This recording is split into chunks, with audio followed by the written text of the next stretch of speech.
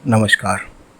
मैं Arun Pratap Singh Bhadauria, motivational speaker, सामाजिक सरोकार से जुड़ा एक टॉपिक लेकर आपके समक्ष हाजिर हुआ हूँ।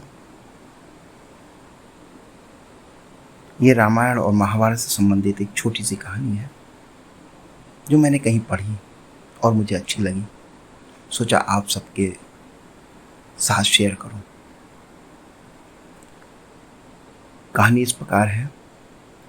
अंतिम सांस गिन रहे जटायु ने कहा कि मुझे पता था कि मैं रावण से नहीं जीत सकता, लेकिन तो भी मैं लड़ा।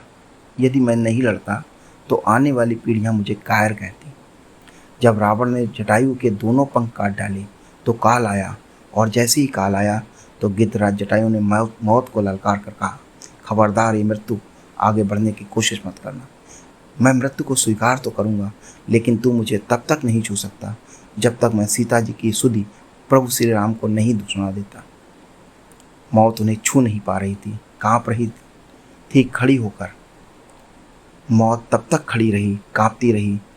यही इच्छा मृत्यु का वरदान जटायु को मिला।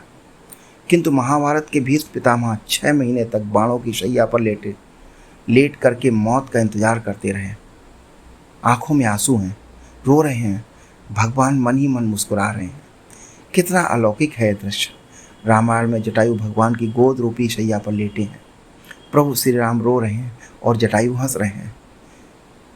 वहीं महाभारत में भीष्म पितामह रो रहे हैं और भगवान श्री कृष्ण हंस रहे हैं। भिन्नता प्रतीत हो रही है कि नहीं?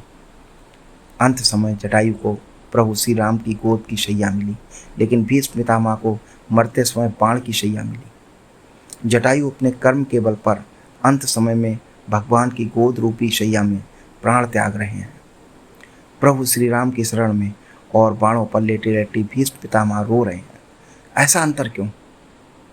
ऐसा अंतर इसलिए है कि भरे दरबार में भीष्म पितामह ने द्रौपदी की इज्जत को लूटते हुए देखा था। विरोध नहीं कर पाए थे।